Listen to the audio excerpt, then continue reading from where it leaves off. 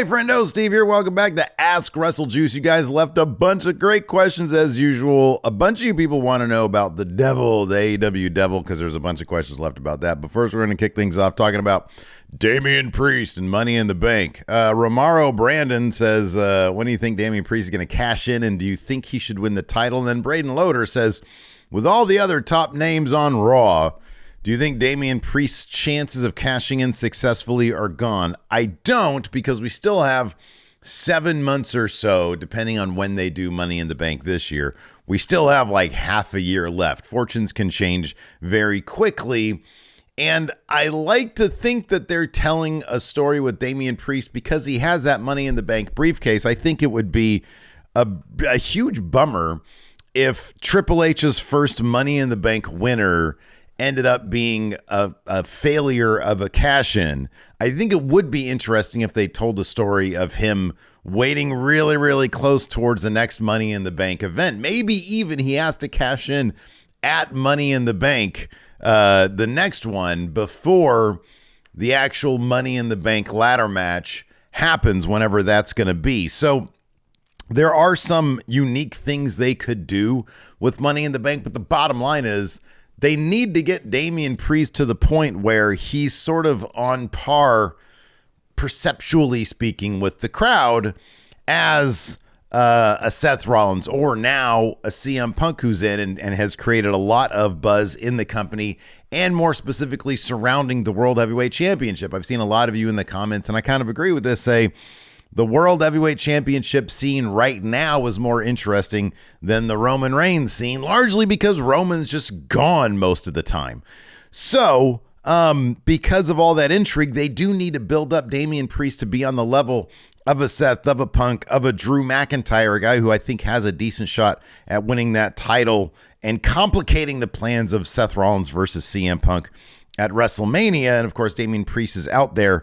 So to be honest with you, I don't know. I feel like Triple H really does like Damian Priest, and they're going to get him to a point where either he's out of Judgment Day, or this push and pull with him and Rhea Ripley is going to continue until he does cash in, wins the title, and then he'll be able to say, Rhea, I am the leader because look, I've got this title right here.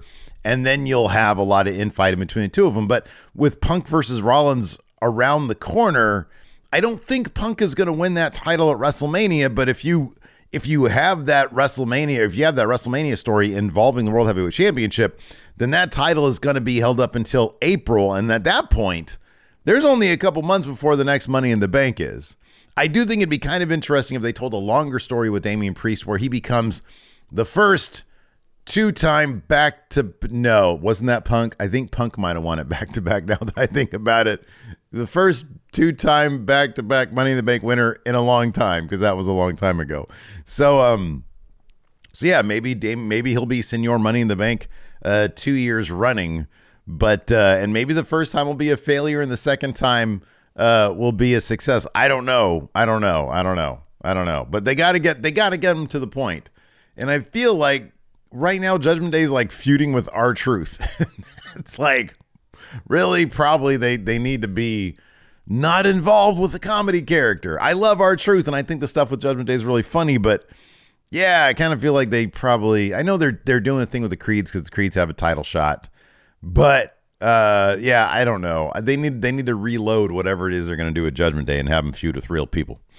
All right, let's see here. Also, like I said earlier in the episode, y'all want to know about the AEW Devil. So a couple questions here. Lord Blake Whitehouse says, is it odd that more people care about who the AEW Devil shouldn't be than who it should be? Dr. Howie says, who could be a dark horse reveal the Devil? That wouldn't be a bad choice. And Jeffrey Mariano says, with this Devil storyline going so good, do you feel that AEW might drop the ball on it towards the end of it? Thoughts? Also wants to know, does pineapple belong on a pizza pie? Look, if you like pineapple on a pizza, awesome for you. If you like, I don't know, fucking whatever else that there is on if you like strawberries on a pizza, good for you. I'm not a fan of pineapple at all, but I'm not going to tell somebody what to do with their pizza. If you want to ruin it, go ahead and ruin it. Leon Cooper also says, you think Sean Spears could be the new AEW Devil instead of Jungle Boy Jack Perry? So here's the thing. At least when the case of Jack Perry, there's history there. There's actually a story. I saw a Twitter thread a little while ago that sort of explained why it would make perfect sense if it was Jack Perry, on top of the fact that when we heard the devil laugh, clearly it was Jack Perry. There's all the glass references. So the Jack Perry stuff would make probably a lot of sense. I still think it's going to end up being Adam Cole because it needs to be a big betrayal of MJF. And I think that would make some amount of sense. So I get the feeling it's going to be Cole, Roderick Strong, the Kingdom, and Wardlow is going to be the devil faction. So that's who I think it's going to be. Sean Spears, I don't think that's sort of the, oh my God, that they would want it to be. I don't think you make a new villain with this. I think you turn somebody who's already a big name for the reveal, because it has to be a big deal. We've been joking on going in Raw that it'd be Enzo Amore, which I think that's my top choice right there. I think it'd be hilarious. I saw one tweet saying that it should be Shane McMahon, which would be amazing.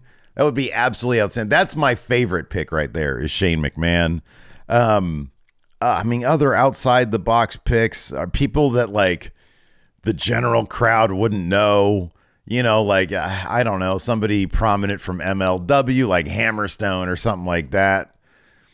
Like people, or what's his name? The guy used to be affiliate, like Richard Holiday, I think his name is. Like, I'm not really familiar with him. I've heard good things.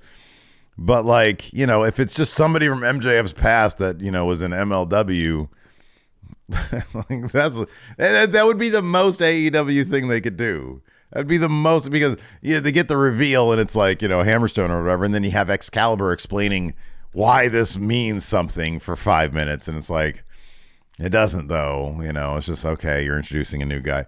So yeah, I'm not a fan of any of that stuff. It's got to be somebody who he has history with in AEW, and that makes sense, and Adam Cole's probably that guy. So yeah, that's my thoughts on the devil. Let's go ahead and take a look at some of the other questions. Jordan Graham says, this is my first time submitting a question to you, but out of the realm of possibility, as it could be, who's the one celebrity, he asks, you would love to see enter the ring and perform regardless of who it is? He'd like to see Jason Statham give it a shot. Yeah, Statham's good. I like Jason Statham. Why don't you stay with the Fast and Furious? Have Vin Diesel be in the ring. Yeah, I don't know. You know, whoever it is, LeBron James would be a cool name. That'd be neat. I don't know. Like, whoever it is, they'd have to be like all in on it though. Like, they'd really need to be interested in pro wrestling. Those celebrities are always the best one. That's why Logan Paul's really good, because it's clear the dude just really loves being a WWE superstar.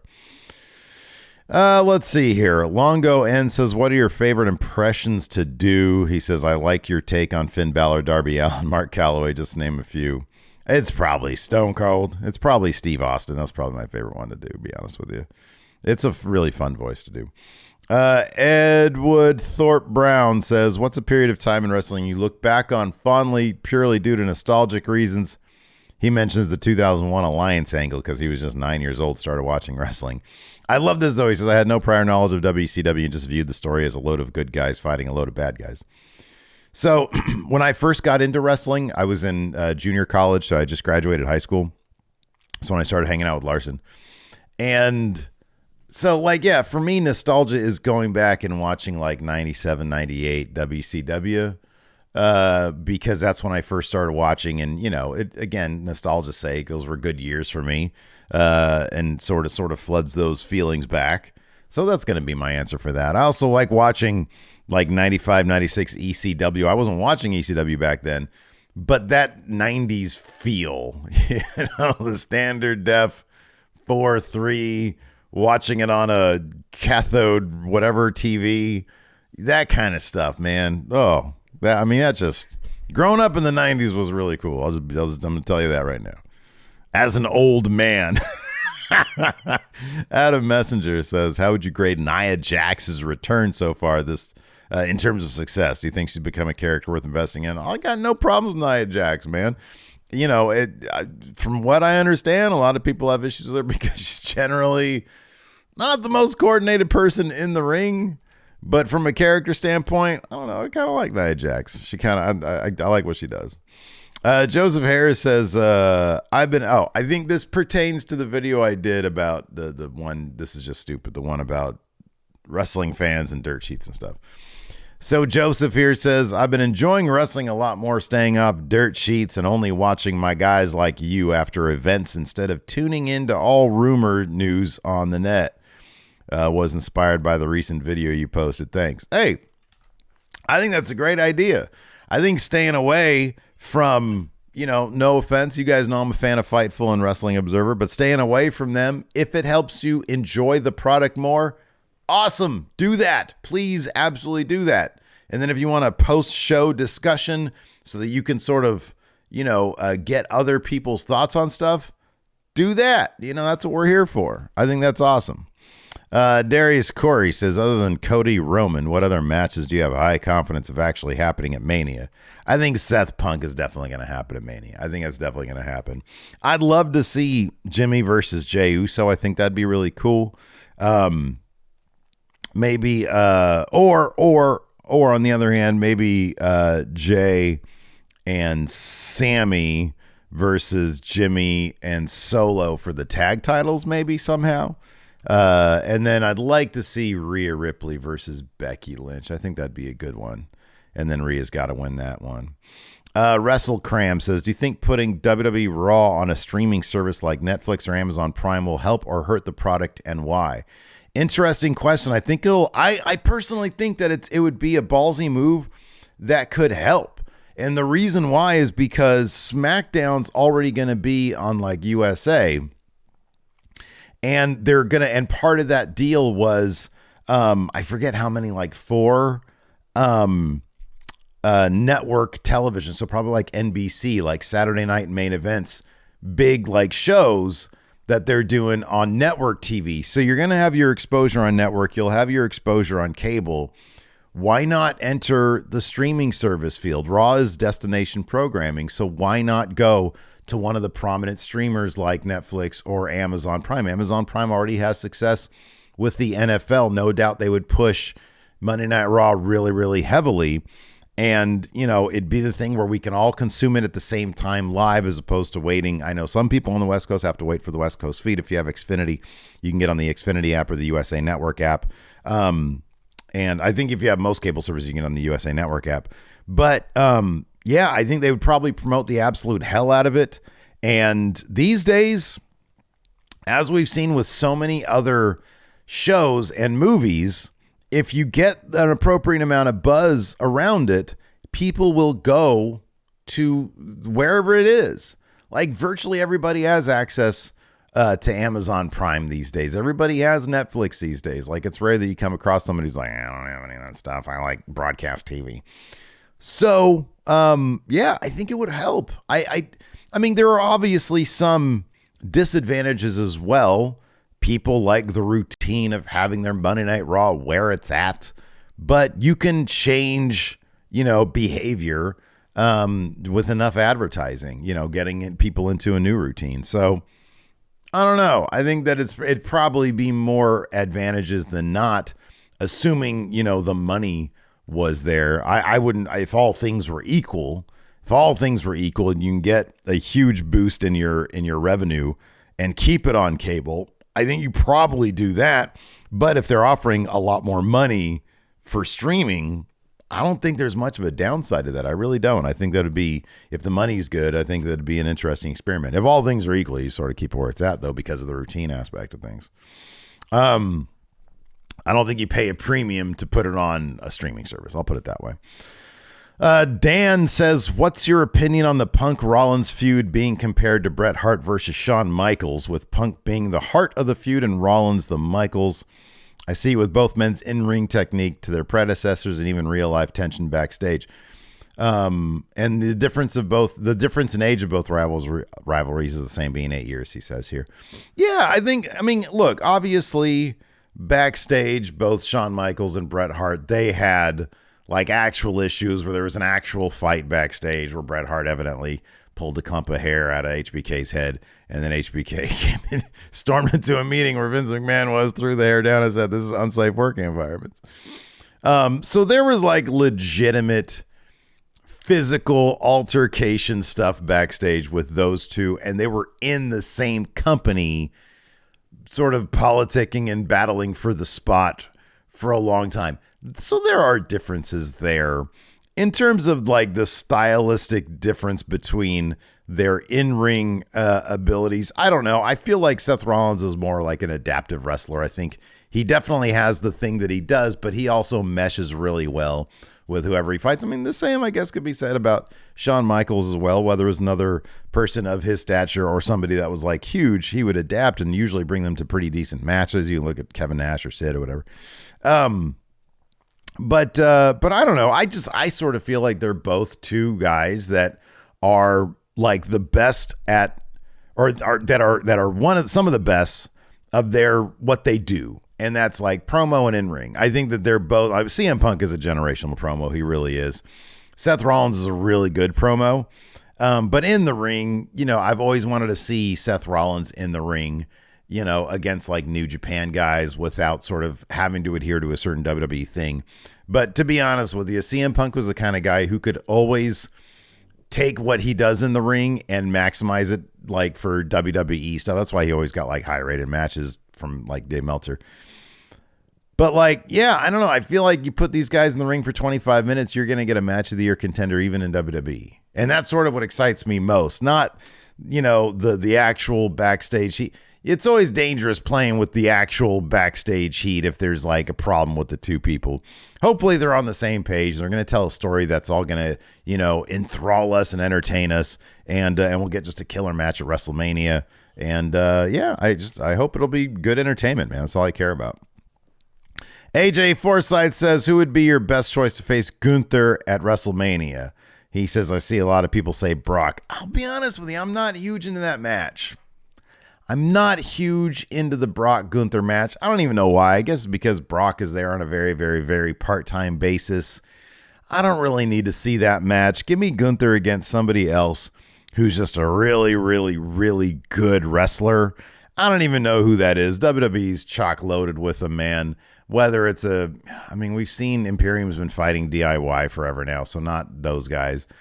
But like an AJ Styles. I know he's doing something completely different now, but like, and he's kind of completely different brand. I get all that. But like, that's a match. That's a Mania match that I'd love to see. You know what I mean? Like just somebody who's just a killer match machine guy. Let's see here. Formula Freak says, would Tony Khan's booking philosophy change much if he did have a financial need to be profitable? We saw with Vince McMahon how drastic his philosophy changed in the Attitude Era when WCW was kicking their ass. What a great question. It sort of speaks to the mental, you know, to the mental mindset of Vince McMahon. Vince McMahon has like the killer instinct of like a Michael Jordan, you know? It's like he wants to absolutely murder the competition. You know, obviously when it came to ECW and USWA, he was bankrolling those promotions. He didn't see them as competition. He saw them as development brands. So Tony Khan, obviously as a billionaire, doesn't need AEW to be profitable, right? Like that's not his. He's not. His family's worth $12.5 billion, right? He's like one heartbeat away from being legitimately a $12.5 billion person.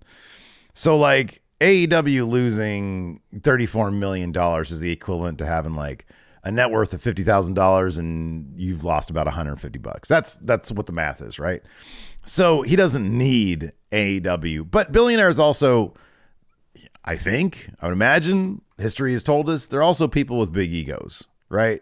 And so I think that he does have that mental need to be a success story.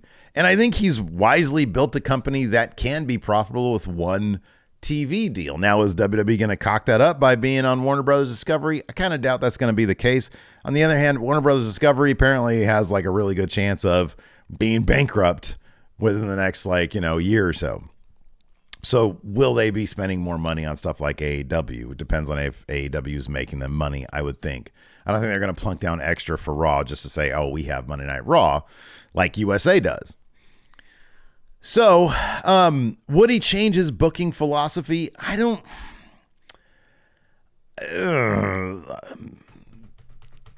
It works for him in so many other ways, though. Like Dynamite, yeah, they're not gaining viewers, but they're also not like bleeding viewers. Like they've been hovering around 800 to 850,000 every week on Wednesdays for like years now. And generally speaking, when it comes to TV ratings, like so many more people are cutting the cord these days that I think that's probably fine. I remember reading one time years ago that like TNT or TB Warner's would have been happy with like 500,000 in the total viewership, and they're doing well above that on Dynamite. So Dynamite's a success. Like their pay-per-views, generally speaking, come close to selling out. All In is a massive success, and now it looks like it's going to be 2 years running that it's a massive success. There are so many other things that he's been successful with. He's one TV deal away from being profitable after only about 4.5 years, 5 years of being around. So like, I don't know that he needs to change his booking philosophy or that he feels that it's not working. If things really start to go on the decline when it comes to Dynamite's overall viewership tanking or his ability to sign talent that he thinks could make a difference. If the talent looks at AEW and is like, I'll be honest with you, the way he books the women's division is the reason why we haven't seen, or we're probably not going to see Mercedes Moné in AEW. That's according to Sean Ross Sapp. The situation there has gone south. Or at least the working plans are no longer the working plans, whatever that means. However you want to interpret that. That's what Sean says, apparently. So I just don't think at this point there's reason for him to think, oh, this isn't working, because it is working in several other areas. Same thing in 2018, Vince McMahon. Everybody's like, oh, you need to do this, you need to do that. Well, he was getting the $1 billion TV deals. Yes, the attendance in 2018, because the show was kind of crap, was not great. There's all sorts of pictures, same kind of pictures we see now, all sorts of pictures back then of empty, big, giant, empty sections of the arena saying, oh, WWE is having real problems right now. So I don't know that he necessarily would think, oh, I need to change my booking philosophy. I think he just books the way he wants to watch his wrestling, or at least that's what I hope he does. Because if you start trying to chase the trend when it comes to wrestling, I just don't think that's going to work. The bottom line is very simple. If you put on stories and a product that people are going to want to watch, then they're going to tune in. It's just cracking what that is. And so I don't know if we're going to see any sort of booking philosophy change from Tony Khan. If he absolutely had, if he was like, oh man, if I'm not profitable this year, I'm going to go out of business and I'm not going to be able to feed my family, then I don't know, maybe we'd see a more desperate attempt to book better shows. But I don't know. Dynamite's been fine lately. Collision's sort of a whatever show. I still think Collision should be on a different time and a different night, but that's just me.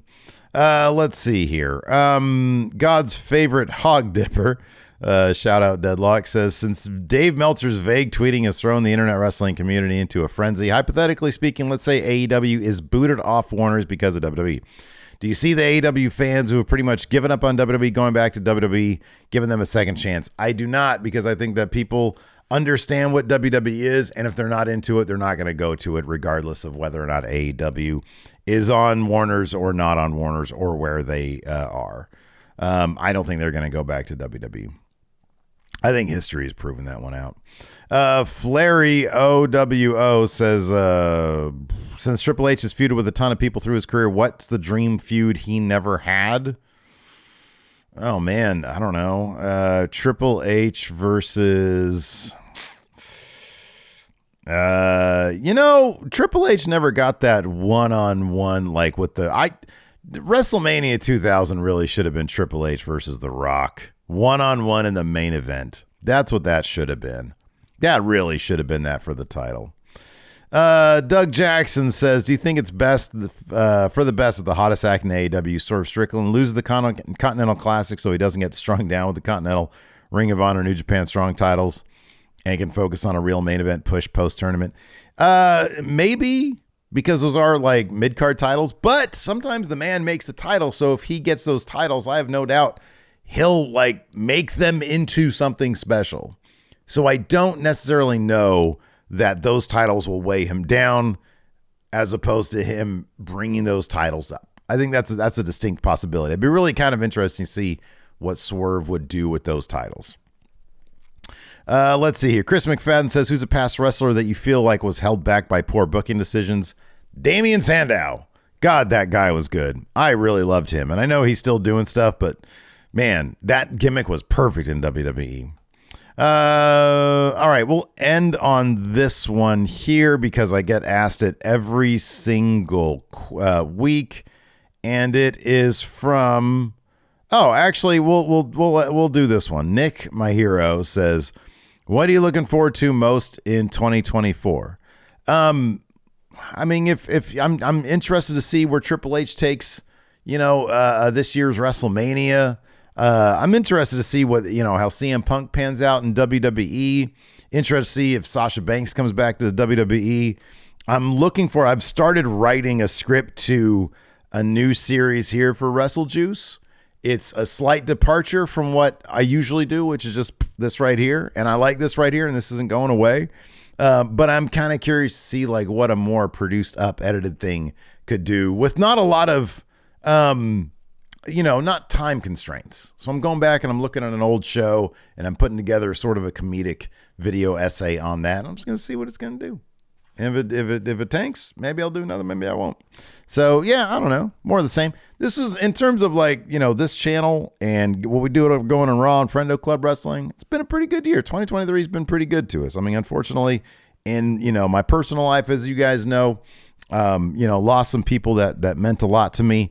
But getting through it and yeah, hopefully 2024 will be a turnaround in that area because can't really afford to lose more people. We'll end on this one. Damon Harden says, no one usually asks, but how you doing? I'm hanging in there. I'm doing all right. I got a lot of good things in my life and looking forward to focusing on those in the future. Thanks everybody for tuning in. I appreciate it. Just hit the sub button in the community and the bell. What do they call it? The notify bell? Hit the sub button and the notify bell so you're always notified whenever I get a new community thread up. For your questions, thanks for tuning in. Appreciate it. Till next time, see you around.